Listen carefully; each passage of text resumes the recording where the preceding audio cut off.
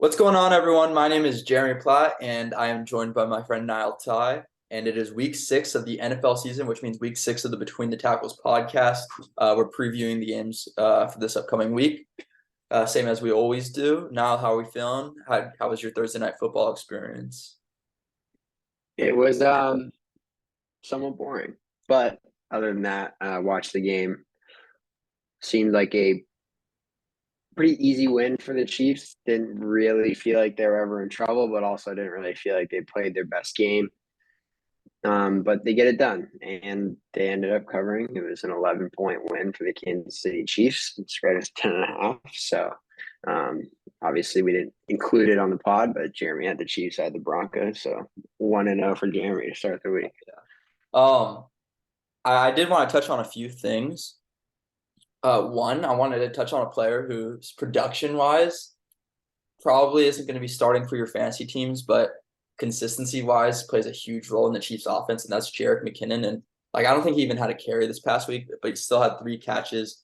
It feels like every week he just he always steps up, and he's a guy that Mahomes can trust. And coming from the 49ers where he couldn't consistently stay healthy, and the Vikings where he had some spurts but never put together consistencies, and it seems like McKinnon's put together a nice career for himself. Huh.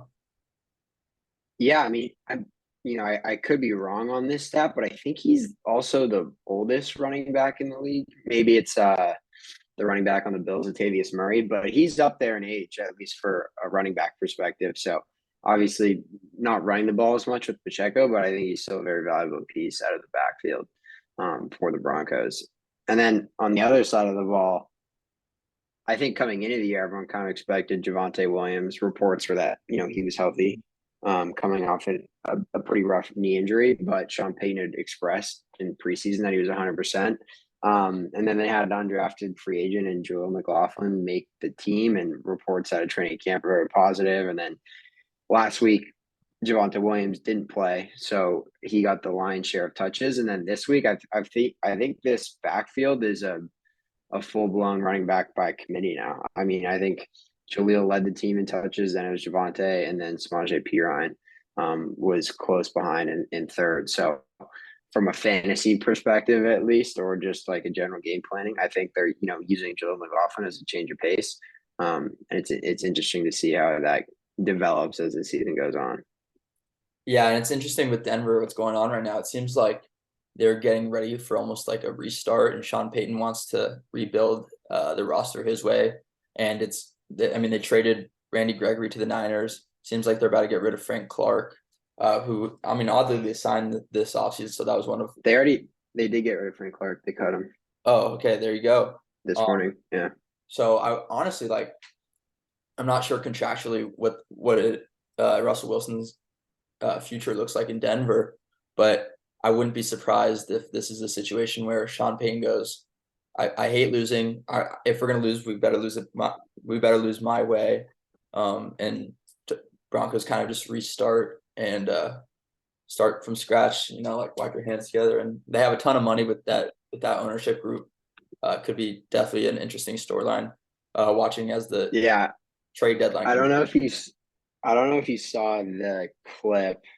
It kind of got circled around in the past couple of days, but it was of Sean Payton talking about Caleb Williams and how he thinks that this was a few years ago when he was an analyst and not a coach, and he was talking about how he thinks that Caleb Williams is a quote unquote generational talent, and that there are going to be multiple teams that fully tank to try and get Caleb Williams, and it's going to cause the NFL to do some sort of a lottery system. And so Yeah, that was him talking about Caleb in the maybe situation this year. expectantly. And then fast forward to this year, the Broncos are now 1-5 through 6 weeks. The Russell Wilson experiment seems to be dead.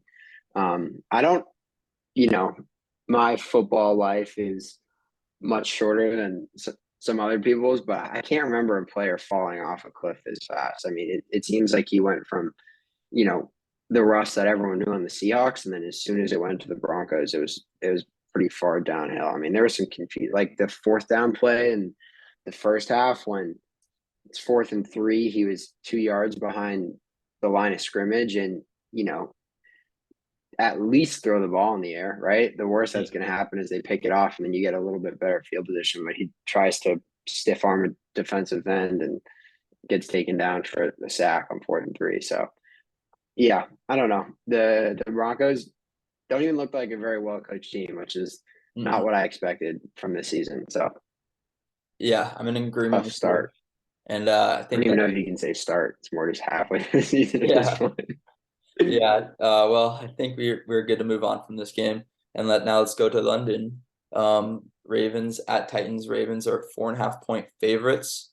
Coming off a rough loss to the Steelers last week. Titans also lost, but I mean, shoot, 4.5 kind of seems like a lot, especially given the circumstance. What do you think? Yeah, it's an interesting one. I honestly think it's a fair line.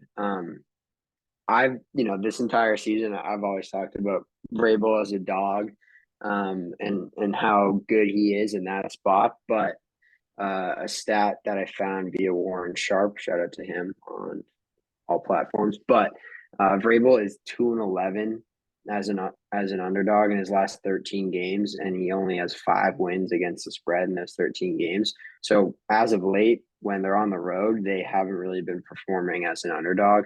And I know that this game's a little bit weird because I guess technically both teams are on the road, and the London game always seems to be weird. But I like the Ravens to bounce back this week, to win, to cover the 4.5 points. I think a lot of what happened last week, um, obviously was very rough. That's a game that I think they should win 9 out of 10 times. Um, Lamar Jackson didn't have his best game, but also the receivers didn't have their best game. I Uh, think they had 8 drops, 2 of which were touchdowns. So you can point fingers at whoever you want, but all around, just not a great game for the Ravens. And even that being said, they were still in a pretty good position to win the game. yeah, But the Steelers had quite the play at the end there. So I like the Ravens to win and to cover against the Titans.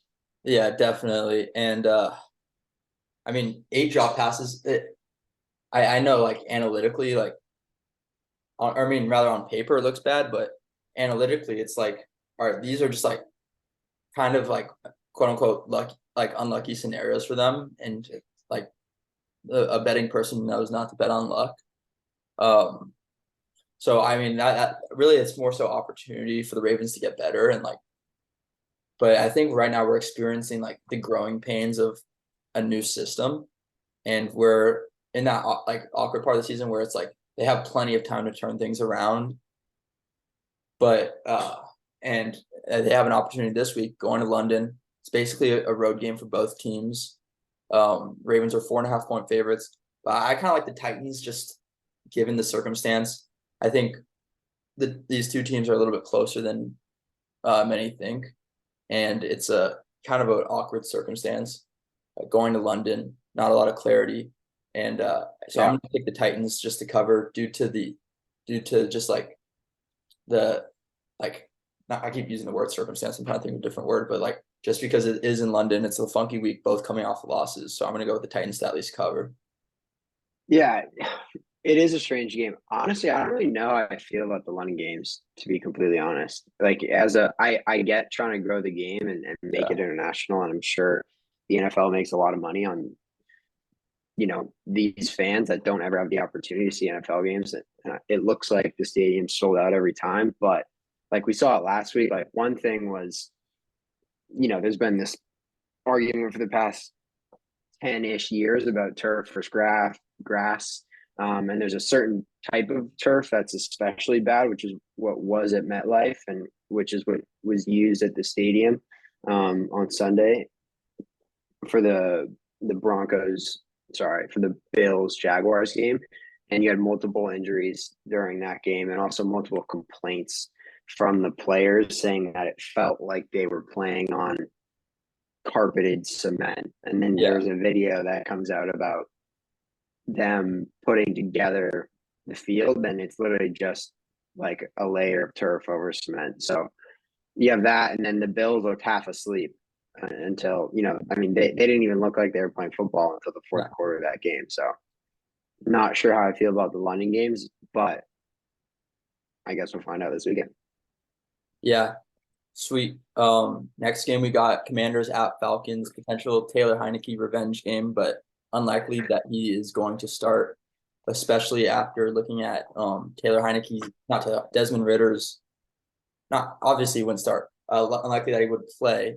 Especially looking after at Desmond Ritter's like home record since college, he's undefeated. Now, what are your thoughts on this game?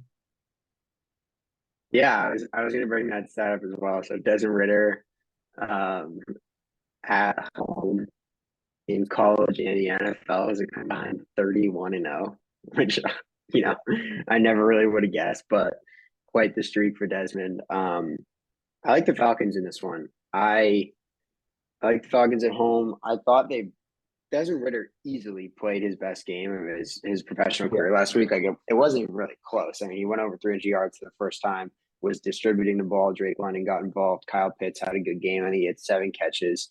Bijan didn't even. I mean, he had that incredible touchdown where he caught it behind his back, made a defender miss. It almost looked like a basketball move. But like he had, I guess, a subpar game for how he's been playing this season. Touchdown kind of saved him there, but I thought Desmond Ritter looked really good. If they can continue to build off that performance, I actually kind of like this Falcons team. I like them coming into the year. Um, you know, the the question will always be the quarterback play because I think for them it's a huge piece of whether or not they can, for any team really, win or lose games. But I think that the defense will be able to hold the Commanders in check. This Commanders O line is scary. Sam Howell is on pace to take like, I'm not sure what the updated number is, but before last week it was 108 sacks. So Insane. it would set an NFL record by a long shot if he stays healthy the entire season. But yeah, I like the Falcons at home, and it's under a field goal, so you got a good number there. Yeah, I'm with you on this one. And looking at it, I'm not trying to compare this offense to the 49ers at all because the scheme is a little different and the players aren't at that caliber yet. But I think Desmond Ritter's in a spot where a little bit like Brock Purdy, he can just like if he can play point guard, and I think he learned that last week having a completion percentage over 75%. If he can play point guard, distribute it to his playmakers, guys like Kyle Pitts, Drake London, Bijan Robinson. I don't know if Cordell Patterson's back yet, but guys like that Falcons offense is always going to have a chance. Their offensive line is solid. Really just comes down to Ritter not trying to do too much, not holding on to the ball too long, and just like taking what he has, right? A big thing in that Kyle Shanahan offense is, and I know he's not playing for Kyle Shanahan, it's Arthur Smith, but a big thing in those like West Coast offenses is getting the ball to the playmakers with room and space to make plays. Like that's Yeah, what Ritter has to do. If Ritter can, quickly like get the ball into Bijan's hands or Drake London's hands, like let Bijan Robinson be Bijan Robinson or Kyle Pitts be Kyle Pitts. And he showed the ability to do that last week. And I think he's gonna be able to keep that going, especially against a really good Washington Commanders pass rush. He knows he's gonna have to throw with timing and anticipation. If he can do that, I think the Falcons are in a really good spot, not just this game, but going forward. yeah, and you touched on it. They definitely don't have a lack of talent. I mean, Kyle Pitts, Drake London, and Bijan Robinson were all top 10 picks. They just trade for Van Jefferson, who was a second round pick. So they've got the pieces on offense. I don't think the talent's an issue. I just think it's, piecing it together, like you said. 100%. All right. Next game we got NFC North division rival, Minnesota Vikings going to Chicago. The Bears are coming off a long week, Thursday Night Football. Definitely the most impressive win of the season, and they're coming in as underdogs at +3, despite both teams having a 1-4 record. Niall, are you riding with the underdogs here, or you think you're gonna go with the Vikings? I think I'm gonna go with the Vikings. I think I'm gonna try and catch a falling knife here. I think it's like a buy low spot for the Vikings. Obviously, they haven't performed very well. Justin Jefferson goes on IR, so a huge hit to that offense.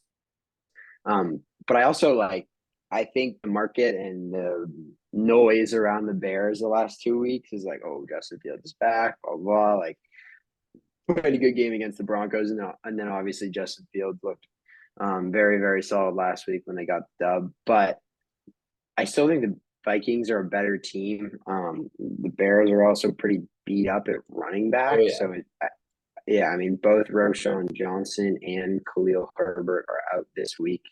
Roshan has a concussion, Khalil Herbert ankle, he may be going on IR. We don't know yet. But I like the Vikings in this one. I think it's going to be a pretty ugly game, but I think the Vikings are able to get back on track. And I wouldn't be surprised if we see a little bit of regression from the Justin Fields they've seen the last 2 weeks. Thoughts on Yeah. that take? Um, well, right now I work for ASU's football team, and we're on a bye week right now. So I was able to go to Chicago for on Monday and Tuesday and Wednesday, and I got to go to the Bears organization and meet with their president and their owner, and it was a really cool meeting. And I was able to see like the culture they have, and they just brought in Kevin Moore, and who was the Big Ten commissioner, and it's like you see why he was hired. He's like one of the brightest individuals I've ever been around. And it's like we use this term of like the way bamboo grows is where it's like it's underground for like 3-4 months, and then all of a sudden it shoots up to be 100 feet. And I think the Bears are going to have an opportunity, like I see the culture, I see what they're building, and I think they're going to have an opportunity to be that. I don't know from the football side and coaching side if like what necessarily is in place. I mean, obviously, I know from an outsider's perspective, but I think the Bears are going to have an opportunity to potentially take off soon. It seems like they're doing what's necessary when it comes to eliminating like people that don't necessarily fit the vision. They showed that by trading Chase Claypool, and I kind of like what the Bears have going. They had the long week. They got their first win, and we used it with the Lions last year. Not to compare these teams because I think the Lions are still a much better team, but it's like learning how to win is not an easy feat. Yeah, I And mean, they have like 15 straight losses. So, yeah, exactly.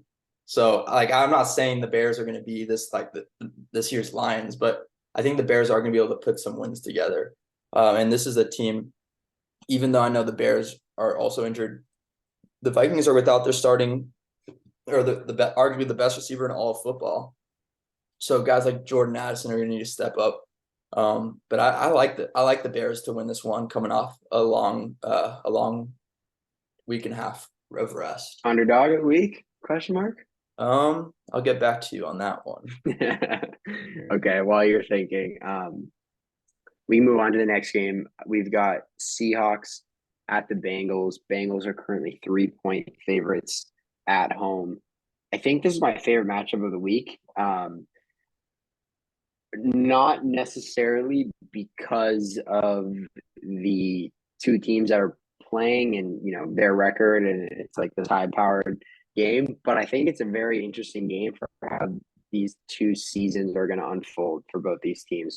The Seahawks, you know, on paper they look pretty good, but their wins are against the Giants, Panthers, and Lions. So Lions obviously a pretty good team. That's a solid win, but their other two wins are against the Giants and the Panthers. And then last week, Joe Burrow finally looked like himself. I mean, we've kind of been waiting on it all season, right? Like calf injury, slow start. When is he going to, look like himself? And, I thought he was still injured, and then he comes into that game against the Cardinals and, frankly dominated. I mean, he had like 300 plus yards, 3 touchdowns. Looked like his old self, creating opportunities, moving first, second, third read kind of guy instead of just being able to dump it off to his first look. Um, this is my favorite game of the week, and I'm also going to give my lock of the week on Bengals -3. I think the Bengals take care of the Seahawks and kind of get their season turned around, and then have an opportunity to really put themselves in a decent playoff position because the 49ers, the Ravens, the Steelers, and the Browns are all, and the Bengals, they're all in this Yeah. weird like two Yeah. and three, 3-2 mesh where really any team could come out of it. So I think the Bengals find a way to win this game and kind of turn their season around, change the narrative. So Bengals -3, lock of the week. I like that. That's um I once again, I'm going to disagree with you here. Uh, I think the Seahawks are a team that's like right now it doesn't feel like they're the sexiest team, especially going up against the Bengals team that's right now 2-3. And they're underdogs, surprisingly. Like you wouldn't expect that from a record standpoint, but But their wins are against the Panthers, the Giants, and then the Lions, which is a good win. But yeah. But I like the Seahawks this week. I think they're gonna be able to run the football. And I think this game is really gonna come down to like who possesses the ball offensively. Uh, we know that both of these offenses can be explosive, but I just want to see who can like almost like maintain control of this football game. Uh, and I like Seattle personally. I think roster wise, like defensively, they match up a lot better than the Bengals defense matches up with Seattle's offense. yeah, Um, that's fair. and I'm also looking for them to finally start getting like Jackson Smith and Njigba the ball. I mean, he had all this hype coming into the season. Coming like in the draft, I wasn't super high on him, but I mean, shoot, I wouldn't expect him to be like used this little. So I want to see Seattle like put together drives where they're using him. Trust him on third down. Seems like Tyler Lockett's still that guy for them. DK Metcalf's having a really good season thus far. But I like Seattle to win this one or to at least cover. I'm not going to go Okay. under, but I like Seattle to cover. Yeah, that's fair. One thing I am excited for in this game, I don't know if you saw it, but I forget which player on the Seahawks said it, but basically said that Witherspoon will be able to essentially lock down Oh Jamar yeah, Chase. I So saw that. I'm sure Jamar Chase heard that. So I am very excited for this Seahawks defensive backs to go against the Cincinnati wide receivers. It does look like T. Higgins is trending towards playing. So that'll be a fun matchup across the field, whoever is guarding whoever. So a lot Yeah, of talent on both sides of the ball. yeah. I also like that both those guys are like not afraid to talk shit. They're Yeah. not playing like I the think it was typical, like DK oh Metcalf respect. said it for Witherspoon. Yeah, and then Yeah. Witherspoon was like talking his shit, like backing it up.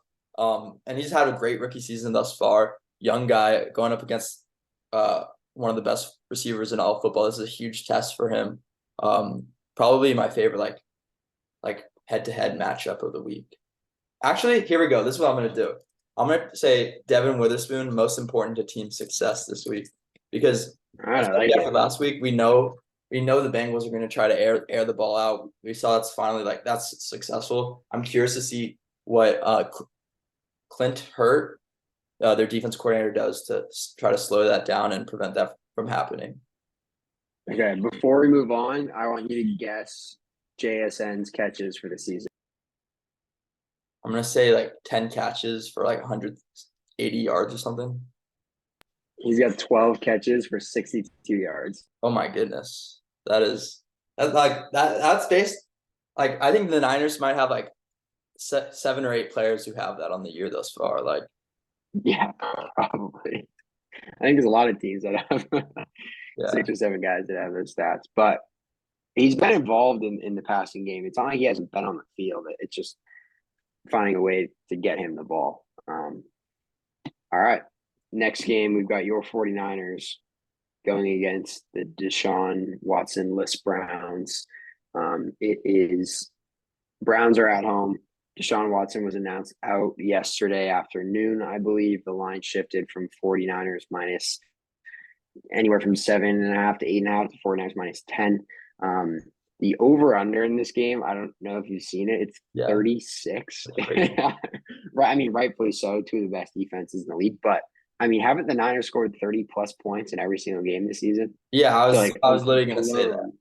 I was Yeah, gonna say like that. I've raved about this Browns defense, but I do think it's really hard, and sometimes we forget. Like, if you're on the field all game, there becomes a point where like exhaustion and reps like take over talent. Like, if the Browns can't get a first down, they're unable to move the ball against the Niners. Like, I don't see the Browns D line that's exceptional being able to play the entire game with this Niners offense that's very Yeah. methodical. They can run the ball, they can pass the ball, they can do a little bit of both. So I think as this game goes on, the Niners lead like grows and grows. So I like the Niners to win and to cover against the Browns. What about you? Yeah, I mean, I'm sure you can imagine, but I'm gonna agree with you and actually have that as my lock of the week. You touched on my points, but it was like I don't a 36-point spread or over under like line, and Niners have scored, like I said, 30 plus in every single week. And I think it's like dating back to last season with the regular season as well. It's like I don't see it. I know Browns are super banged up right now, so offensively they might have a hard time scoring. They're going to be without Deshaun Watson and Joel Bitonio. They're like all pro left guard who's I believe made like over 100 straight starts in his career. So that 49ers defense should have a huge day. Um, my player of the week is going to go to, my bold prediction of the week is I say that the 49ers have, uh, let's go with 5+ sacks and 3+ turnovers. Is that bold enough? Five sacks. That is definitely bold So enough. back-to-back 49ers bold predictions. Got mine one last week correct with Brock Purdy, 4 touchdowns. Uh, Yep, hit again. I think they're gonna have a really good like I think they're gonna have a field day. And I kind of wanted to talk about Brock Purdy a little bit. I don't The floor remember. is yours. Yeah, I don't remember if we talked about this last week or not. But do you think he is operating this 49er system better than any quarterback since Matt Ryan? Wow, so you're saying the Kyle Shanahan system in Yeah, general? yeah, because I that's mean, at the level. Matt Ryan won an MVP. Like, obviously, they weren't able to get it done, but Matt Ryan. I mean, Brock Purdy has some MVP buzz right now, but I don't know. I think I'm going to give it to Matt Ryan for now, but I think Brock Purdy has a chance to overtake the throne from him because Yeah, I don't want to take anything like winning an MVP is hard, and I yeah, don't think anyone really thought Matt Ryan was in the conversation. Maybe a little bit similar to how Brock Purdy is right now, but if he can continue to do this and play turnover free football extremely sharp, then yeah, I'm willing to have that discussion later in the season. But for now, I'm gonna keep it with Matty Ice. yeah. And one thing I really think that Brock Purdy's doing is like he's not just playing within the system, but he's also anticipating this, like the system and what's going to be open. He understands, like, I think he has a good feel for the bigger picture of what Kyle Shanahan is trying to do in a game. And in the past, whether it be Jimmy Garoppolo or Trey Lance, I don't think everyone's always seen that. That's why, like, I remember, like, I would used to get watching the 49ers, I used to get so frustrated watching Jimmy Garoppolo. And as much as I loved him, having him as my quarterback, there was times where like I felt like I was holding my breath when he's dropping back and throwing the ball deep because we don't know what's going to happen. And with Brock Purdy, I don't feel that at all because he understands like he's not going to take a shot unless he knows it's going to be there. Uh, Yeah, and that's really like he's playing the position really well, whether or not you want to say like Shanahan scheming it open. I think he understands what the scheme is, and that's something in its own right. And like that's not something that anyone can do. Like people always say, like, oh, I think Mac Jones would I heard people saying like, oh, Mac Jones would be able to do what Brock Purdy is doing. Like we don't know that because not everyone understands what the coach is necessarily trying to do. He might like I think he has a deep rooted knowledge in what Shanahan's trying to do, and that's something in its own right and like a talent. yeah. And before I move on, I know that this is kind of your segment, but the most important players to team success.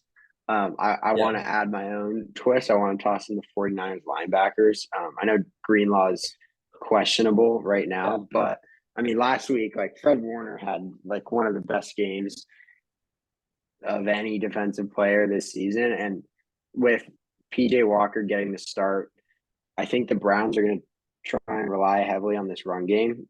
Obviously, they're still missing Nick Chubb, but you know, I think that it's going to be. I think it's a nightmare scenario for the Browns. Like going against one of probably the best team in the league is always tough, but doing it without your starting quarterback, and then your strength on offense is running the ball, and you have to go against not only the San Francisco defensive linemen, but also the linebackers. Yeah. So I know that they probably don't need to play exceptional for the 49ers to win, but I think if they do, it'll be a very, very easy win for the Niners. Yeah. Sweet. Moving on from this game to another, like an even bigger spread. It's Panthers at Dolphins. Dolphins are 14-point favorites. At home in Miami. Thoughts? I'm I'm uh I'm fading your boy this week. I'm going Panthers plus 14 in Miami. 14 points is a lot. No matter Yeah. how you spin it, 14 points is a lot. It's two Yeah. full touchdowns. It was at 13 and a half. I was personally waiting for this to potentially go to 14 to maybe sprinkle some money on it. But I don't know. Like, yes, the Dolphins have been incredible, but there are still some question marks on their defense. I think at times, like even last week, I know the Panthers got blown out by the Lions, but they were still able to move the ball at least later in the game. Like I know it's not all there for Bryce Young and this Panthers offense, but nonetheless, they were able to get points, especially in like garbage time. When you're looking at a spread like this, and also on the Dolphins side of the ball, like yeah, they got unlimited weapons, but Devon Achane was averaging 12.1 yards per carry. So like you're taking out a big piece of their offense. I know that they still have Mostert, Hill, Waddle. They get Chase Claypool. I don't know how much he's going to play, but I think that the Panthers. I'm not projecting them to win this game by any means, but I do think that they're able to get the cover. Yeah. And believe it or not, I'm gonna agree with you here. Yes. I was also feeling like 14 points is a whole lot. And it's interesting. I think Bryce Young's gonna have a similar career trajectory as Tua, right? Like I just don't think he's comfortable in the NFL yet. And that's I believe what everyone felt about Tua. But I think Bryce might have a little bit of a longer leash just because he was that number one overall pick. But I really think it's just like week in, week out, figuring out what he's comfortable with. And for him, it's like the game's probably still really fast for him. And I didn't think it was going to take this long for it to slow down, but it is. And I'm as much of like belief I had in him coming into the season, I'm I'm very surprised that he hasn't already turned things around. But I mean, I'm sticking with him. I like the Panthers to at least cover the spread. I don't think they're going to win by any means, but I like the Panthers to cover by 14. Sweet. On the same page. Yeah. Okay, on to the next game. We got Colts at Jags. Jags are back from London and they are back at home. They are 4-point favorites in this game. Really interesting game. Like if I could give like a just a stay away, like from a betting perspective, I think it'd be this game. Like I truly I could see this going like three different ways. An interesting note that I wanted to bring up before touching on the actual game itself is the Colts opened up at like 5.5 point underdogs, and then I think you saw a lot of money bet on the Colts like early in the week from maybe some of the sharper groups out there. So now it's sitting at Colts +4, and Anthony Richardson has been a lot of fun to watch to start the season. But my question for you is at this current point in time in their career and for where the teams are we sure that Gardner Minshew isn't actually just a better option for the Colts week in and week out than Anthony Richardson is? I know he's not playing, but Yeah. And I mean, I think and it's I'm not saying that I think Gardner Minshew should start over Anthony yeah. Richardson. I think that he should be able to develop, and he's been incredible and shown flashes. I'm just saying, in a vacuum, like this week, are the Colts better off with Gardner Minshew?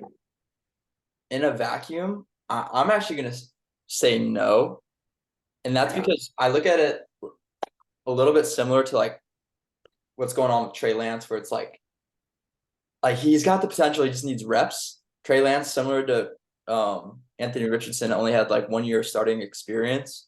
And not to say that Anthony Richardson is Trey Lance, because Anthony Richardson's already shown uh, kind of more flashes than Trey Lance did in his time as a starter.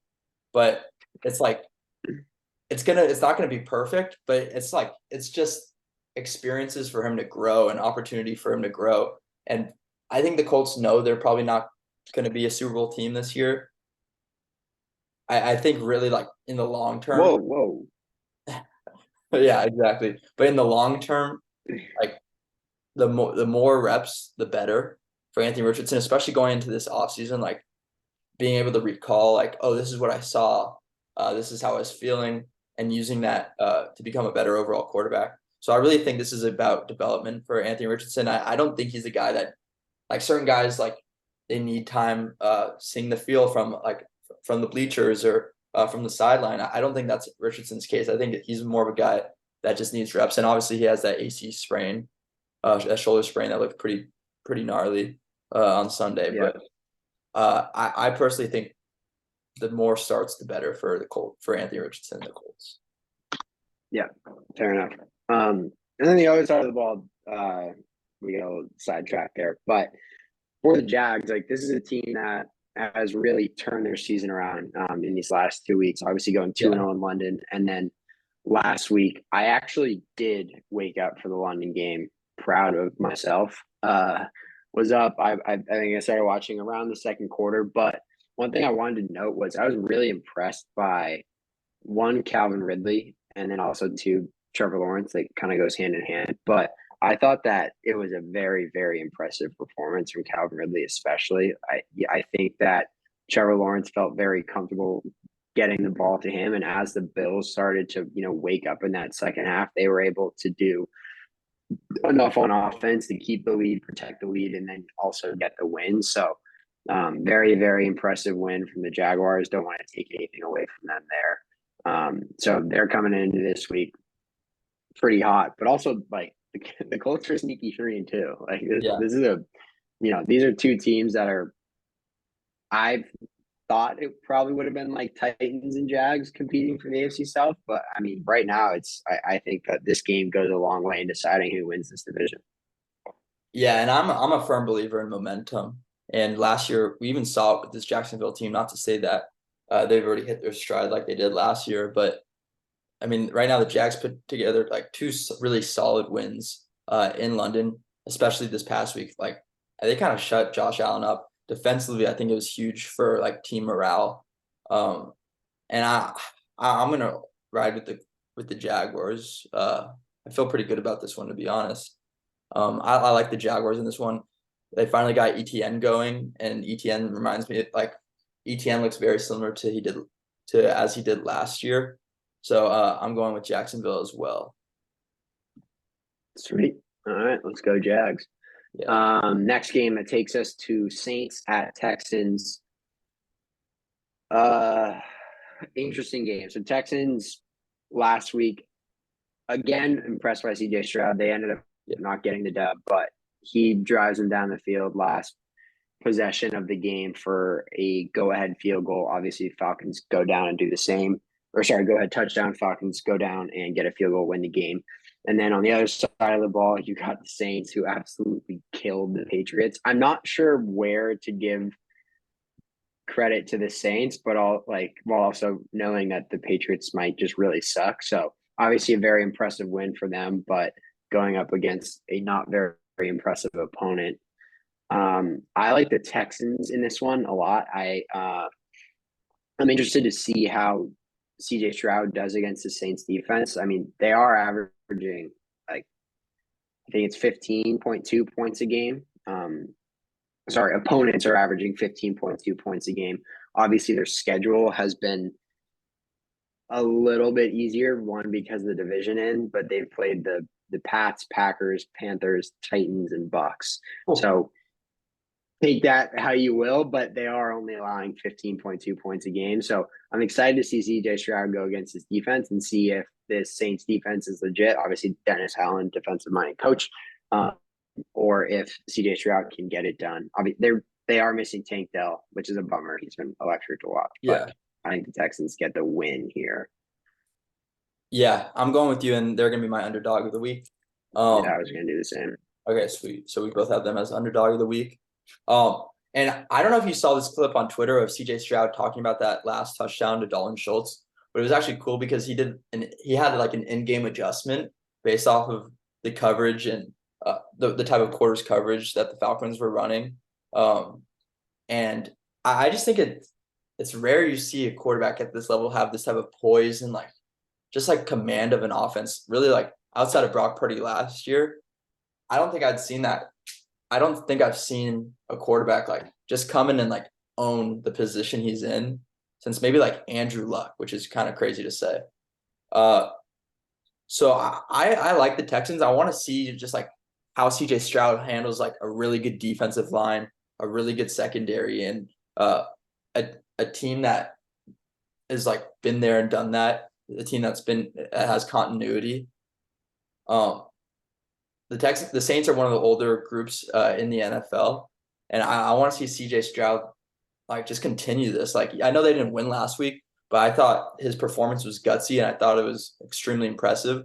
And I'm looking forward to him putting another impressive performance together this week.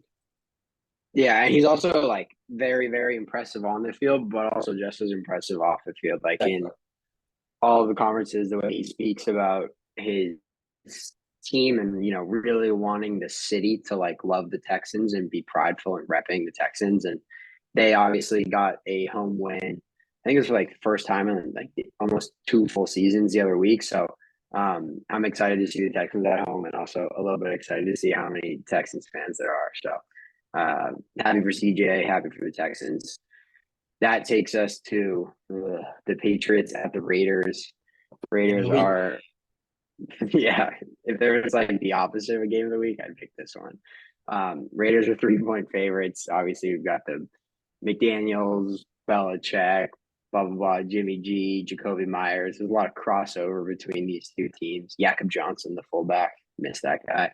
But I have a Patriot stat for you. The Patriots are now the NFL's worst offensive in points scored, EPA per play, EPA per passing dropback, EPA per rushing attempt, and they haven't scored a touchdown in 34 possessions, and it's 55 points, are the second fewest in the last decade through a team's first 5 games. So the last time they scored a touchdown was the second quarter against the Jets in their only win of the season. So things are very grim for the Patriots organization right now, to say the least. Yeah, so I'm gonna take this one right here and just say Jakob Johnson, player of the week. No, I'm just kidding.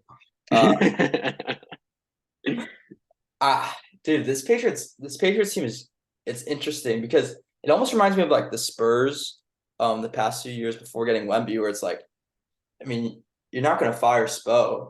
I mean, not Spo. You're not gonna fire Pop, but it's like, geez, these Spurs teams are rough to watch. It's just yeah, but like they were bad teams, but they were well coached. Like I don't even think this Patriots team is well coached. And I it's tough to talk about Belichick. That I in my mind, I think he's the best coach of all time, and what he did for 2 decades was unmatched. But I mean, even last year, like it was sloppy, and like our special teams is bad. Like that's his like signature. He loves special teams, and we have, I don't know. It's frustrating as a fan, and it's a position that in my life I've never been in as a Patriots fan. I'm 23 years old, so as long as I can remember, we've been one of the best teams in the league. And I saw this week there was like a PFF that is like rated every single team, and the Patriots are dead last. So yeah, and I saw this thing also. I forgot who said it. It might have been Ben Solak or something. It's like maybe like they're saying maybe Belichick's just kind of like tired of training like coaches over and over again, which is why he's always hiring in-house, and maybe he just doesn't want to teach people that Patriot like, because I mean it's kind of the thing that you have to embody, and it doesn't seem like we've been talking about quote unquote the Patriot way really since Mac Jones's rookie season. I like the Raiders in this one. Raiders got a tough win against the Packers last week, and I foresee Jimmy G not force feeding, but making sure Devontae Adams has the ball. I was listening to Aaron Rodgers talk about it on the Pat McAfee show, where it's like Devontae was probably pissed about not getting the football against his former team more than 4 times, and I think I would hope that Josh McDaniels makes it an emphasis to get him the football this week, and when Devontae Adams has the football, the Raiders win games. So I like the Raiders to cover that 3-point spread. Yeah, but I also think another piece of like maybe Devontae not getting as many touches as you'd like, but I like, and this is also another thing with the Patriots that I don't understand is like Jacoby Myers. Um, he's been great for the Raiders. He was great for the Patriots, and he was signed for the same exact amount of money as Juju Smith-Schuster. Like even at the time in the offseason, like I was confused. All the Patriots beat writers and whatnot with a little bit confused on why you bring in a new guy versus someone who's grown up in your system and has been very, very effective for your team for the past 3-4 years. So that didn't make sense to me at the time, and it makes even less sense now. Like Jacoby Myers looks great week in and week out when he's been healthy, killing it on the field. And obviously Juju is out this week with a concussion, but before he got injured, there's no separation. There's zero chemistry between him and Mac. And everything that he was doing incredibly on the Chiefs, like his yard after the catch on the Chiefs was incredible. And I think they wanted a little bit more of that in the offense this year. And I think it's a part of why they brought him in, but it just hasn't worked at all. And I've been talking dirt about the Patriots this entire time, but I am going to pick them and then probably look like an idiot. So I'm going Patriots +3 as a bounce back that I'm not confident in whatsoever. I hope they lose. I'm on the Caleb Williams train. So Yeah, that's where I stand with the Patriots season. love it. So we go from one 3-point game to another 3-point spread. Lions are 3-point favorites as road dogs against not road dogs, as on the road against the Buccaneers. Buccaneers are surprisingly having a really solid season. They had a bye week last week. And now they got the Lions at home. Now are you riding with our guy Baker Mayfield? I'm not. I actually love the Lions this week. I think that the market's a little bit high on the Bucks. Obviously, they've had a pretty solid start to their season. Plus, they're coming off a bye, which is typically worth about half a point when looking at lines. But I think it's a little bit overrated. I also think this Lions team is legit. Like, I can't remember where I landed on our contenders or pretenders series and with the Lions. I think I said pretenders, but I might be changing my mind. They look really good. So I like the Lions to win this one and to cover the 3 points. Yeah, and one thing I think it is important to touch on is the Lions are pretty banged up this week. Jameer Gibbs is out. Laporta is questionable, but I think it's time we start talking about Laporta and that like he might be like the best rookie tight end in years, because usually tight ends they come along in the latter half or at least in the second season, or rather the latter half of the first season. But Laporta's come out swinging and he hasn't slowed down. We don't know if he's playing this week. He's questionable, so that might slow him down naturally. But he is a legitimate threat for this Lions offense. I believe Amon-Ra is coming back this week. Correct me if I'm wrong. Yeah, he is. I think the Lions are going to keep rolling. David Montgomery looks like one of the best running backs in football right now. So yeah, I like the Lions. I don't think this train is slowing down. So we're in agreement there. Yeah. Also, like I want to touch on that like rookie tight end thing. Like, and obviously fantasy doesn't always translate to on the field and vice versa. But like like you said, like you very rarely see tight ends with this much production. You very rarely see a tight end with like a rookie tight end that has like real top 10 production from a fantasy standpoint. And Laporta has done that this season. Bill Simmons has talked about it. I can't remember if I brought this up last week, but he does have like a little bit of Gronk in him, like the way he moves, catches the ball, like yards after the catch. So excited to see him go. And yeah, I mean, I think if you're looking at like the best rookie tight end performance, like I think you got to look back to like Kyle Pitts as a rookie. It was his best season in the NFL so far, and like I think that's kind of like the standard and the high mark for like whether or not Laporta has the best rookie season in recent history. So he's had a great start to his career. Hopefully he can play on Sunday. Yeah, it's also interesting that like usually it's not those first round tight ends. This year we had not Dawson Knox go in the first round. He hasn't really not Dawson Knox. Kincaid. Dalton Kincaid. He hasn't really turned out yet, and I think he will eventually. But Yeah, it's just interesting. I don't know. Maybe it's one of those positions that's going to be valued similar to their running back, where And it's like, like Michael Meyer on the Raiders, like yeah, he's he hasn't done much in the passing game at least. So yeah, but maybe it's one of those positions where it's like running back, you always find a second round, like a pretty good second round guy. And now it's like time. Musgrave on the Packers, I think has been a pretty solid tight end, and I forget where he went in the draft, but I don't think it was the Yeah, first round. yeah, third round, I believe. So yeah, just something to monitor come draft time next year. Now we're going to a division game in the NFC West. Cardinals at Rams in LA. Rams are catching 7 right now. Um, the Cardinals kind of got dismantled last week. They got dismantled the week before against the Niners. Are you going to stay on that, like the Cardinals sleeper train, or are you going to bandwagon to the Rams right now? Yeah, I mean, it looks like Vegas is off the Cardinals sleeper train. They were 3-point Yeah. underdogs against the Bengals last week, and now they're 7-point underdogs against the Rams. Yeah, and I understand Josh Dobbs kind of falling apart against the Niners, but I think last week was his first real like, oh right, Gosh, this is Josh Dobbs we're talking about kind of week. That pick six was pretty bad, but um, yeah, I'm more like this line is tough because I don't think either of these teams should be favored by 7, or the Rams shouldn't be favored by 7 points. Is kind of my point.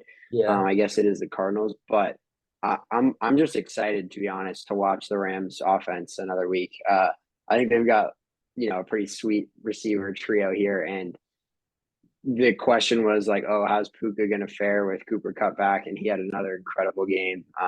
I think and Cooper Cup played 41 out of the 42 offensive snaps for the Rams. So it looks like he's back in full force. There's no snap count for him. He looks healthy and good to go. So hopefully that stays that way. And I'm probably going to go Rams at home -7. Um, but an interesting line for sure. yeah. I'm with you.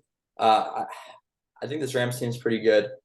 I don't know. Earlier, I mean, in that contenders pretenders thing that we did a few weeks ago, I said like the Rams pretenders. I don't know about that, but I think they are a team that will win the games that they're supposed to and have a chance to Yeah. upset games that they're not supposed to. So I think the Rams are just honestly like a lot better of a team, and I think the Cardinals have that thing where it's like early in the season we don't necessarily know what to expect. Have a new coach, a team with not a lot of continuity. So I mean, I'm not saying that they got lucky because I mean they still play hard. Don't get me wrong, but it's like I think we kind of figured out what the Cardinals like to do. There's even a clip last week of the Bengals like figuring it out at halftime where and then all of a sudden they explode with like Joe Burrow has 3 touchdowns in the second half, whatever. So yeah, I think the Rams are gonna have a pretty solid win this week. We saw a former Ram, Zach Taylor, kind of put the Cardinals in a headlock, and I think the Rams are gonna do the same thing.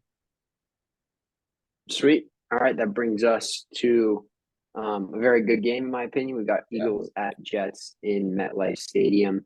Eagles are 6.5-point favorites on the road. Jalen Carter, I believe, has been ruled out this week. Eagles have a couple more injuries that I'm blanking on here, but um, Slay. yeah, Darius Slay. That's right. I thought you were saying Slay. And anyways, um, Jets coming off a good win against the Broncos. Zach Wilson looked okay. Would you say he looked okay? Yeah, definitely Obviously had to, progress. yeah, 100% progress. And I think at this point for the Jets, that's really all you can ask for. They were competitive. They were able to run the ball. He did have a pretty costly turnover at the end of the game, but ended up being okay. The Jets defense held up, and the Jets defense I thought looked really well. They were swarming the ball.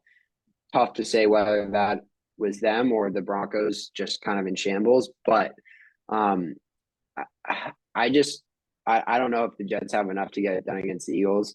And one thing I really want to touch on, and I thought was very impressive. I know they were playing the Rams, but the Eagles have found this way to like it feels very old school in my opinion. Like when they've got the lead, they've almost mastered these like 12, 15 play, 8+ minute drives to just bleed the clock. Like they were up by 4 and had this like insanely long drive where it felt everything was like 3, 4, 5 yards, but able to get the first down every time. And then if there's ever any doubt that tush push seems like it's borderline unstoppable. So the Eagles offense certainly looks a lot different than last year. And I don't think that's different in a good way. I think it's regressed a little bit, but they've found like different while also very, very impressive ways to close out games. Yeah.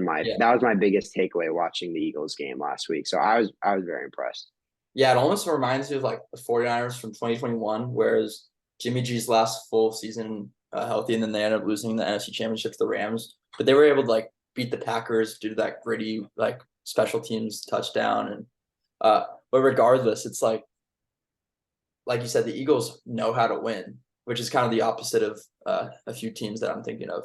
But and I don't think the Jets are completely outmatched in this one, but I just don't think they have enough to beat a 5-0 Eagles team that has a ton of momentum.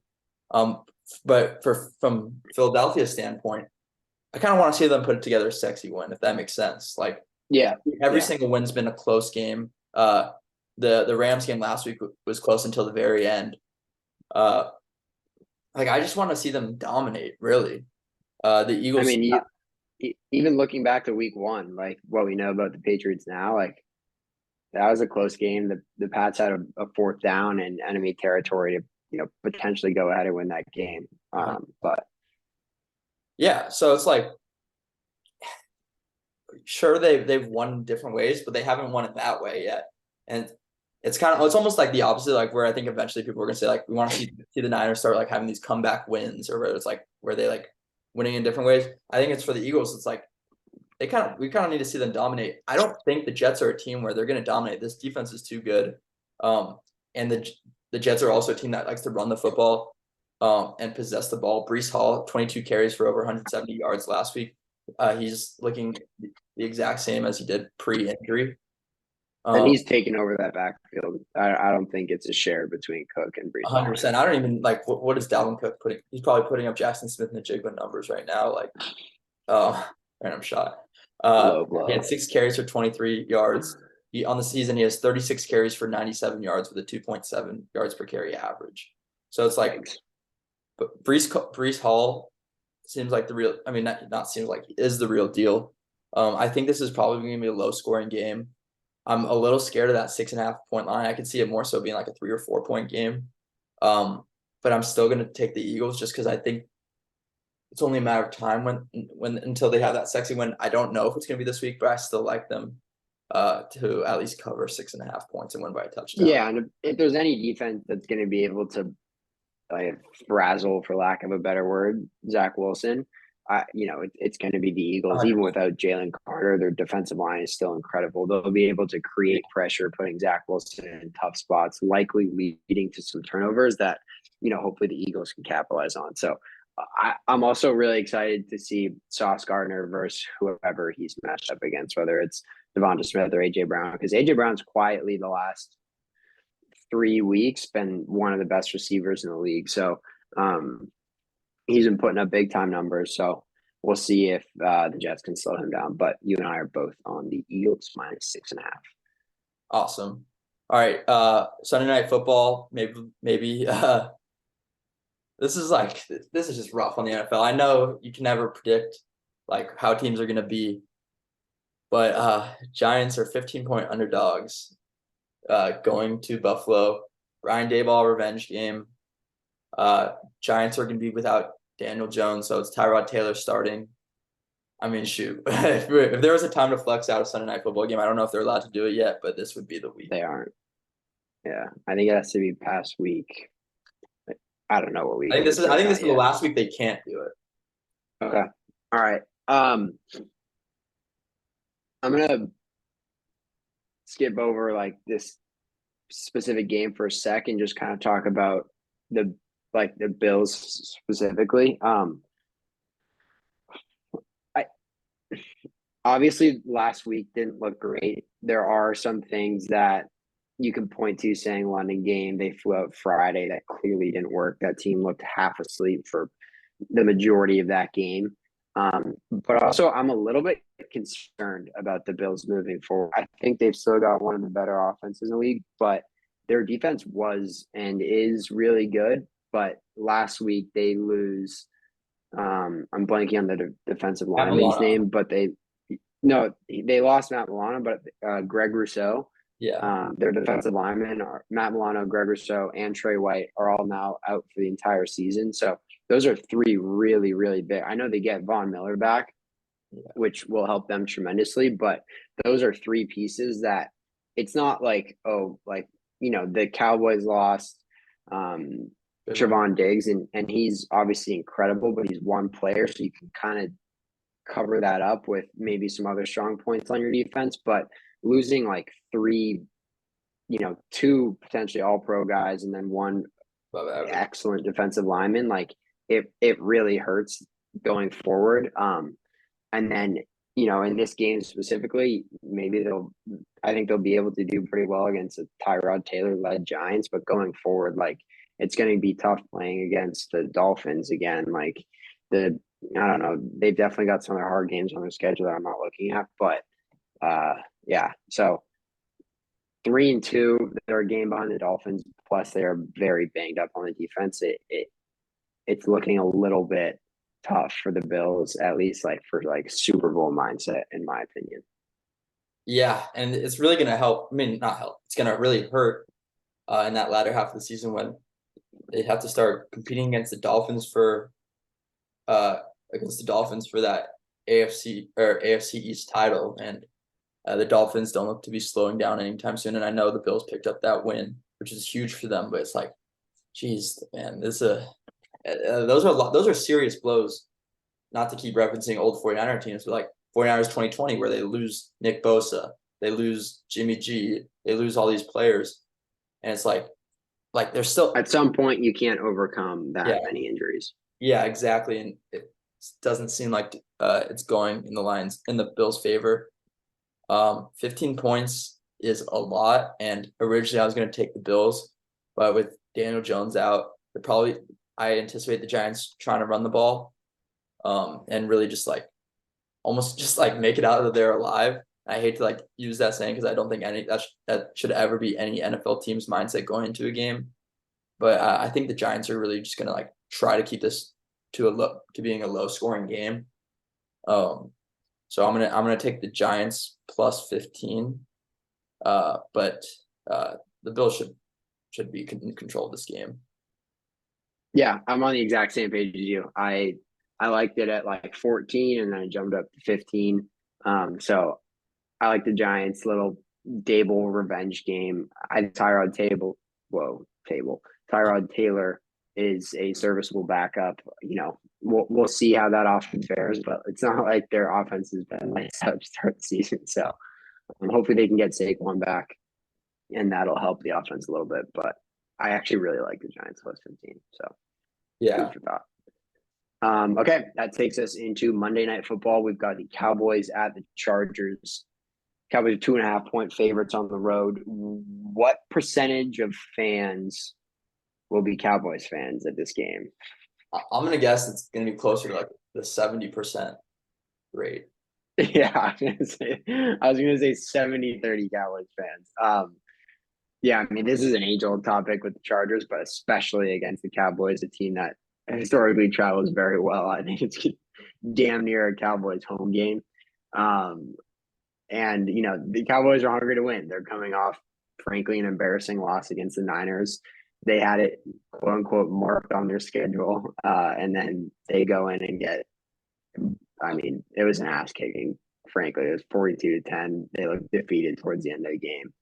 Um, Chargers are coming off a bye, correct? Yeah. Yeah. They're coming off a bye. Herbert slated to play, even though his finger is fractured. What are you thinking in this game? First of all, I'm gonna say that I don't know from if it's because of like two great team because I don't think it's two great teams, but I think just like from an entertainment standpoint, I think this is gonna be my favorite matchup of the week. Um, and in that bye week, I don't know if it comes at a perfect time, but it comes at a really good time for the Chargers. between Herbert's finger getting healthy, and then second of all, it's like, all right, the Chargers need to start winning some football games. Uh, it's at the point where it's like they know they're not going to win the division because the Chiefs, but I mean, you really got to make a push for that that wild card spot. The Bengals are starting to turn up, and you got some other teams that are really starting to look good. Texans look really good. I want I hope the Chargers had a lot of like self introspection during this bye week, saying like, all right, what isn't working and how can we change it? It's a Kellen Moore revenge game. I think the Chargers are going to try to throw the ball a ton. Cowboys are kind of got exposed, and we know like in the past what the team's records have been coming off of playing the 49ers, and it doesn't go in their favor. I like the Chargers in this one, and I think Keenan Allen's going to have a big game. I'm going to have him as my player of the week. Sweet. Yeah, I also like the Chargers in this one. I think I kind of talked myself into the Chargers the longer this went on. I could also see the Cowboys having like a big time bounce back week.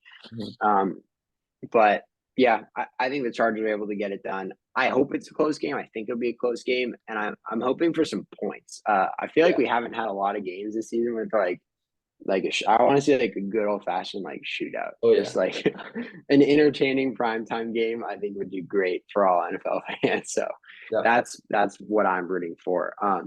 And then I forgot to give my player of the week, but I'm gonna go Jordan Addison filling in for Justin I Jefferson. like that. I was For yeah, so for I talked about the Vikings having I think a good chance to win and cover that game. I think he's gonna be a big part of that. So yeah. I believe Bold prediction. Jordan Addison 2 touchdowns. Okay. Wow. I like it. I'll stay on the same train. I believe that wraps up week 6 preview of the Between the Tackles podcast. Jeremy, anything else you need to say before we hop off? That's all I got for you today. Oh, All right. actually, I Sweet. do have something to say. Oh, Big week for the boy last week. I went 10-4 on my picks. I had my lock of the week hit, my bold prediction of the week hit, and player of the week Sam Laporta. I don't. It's kind of hard to judge, but I mean, he had 2 touchdowns. Had his best career game. that counts. That counts. I'm gonna give it to myself. So yeah, I did not have a good week. I went 5-9, missed all of my bets, and JC Jackson didn't do anything. So yeah. Well, it's the week of Jacob Johnson, and on that note, I think that's all. See you now. all right, peace, Jeremy.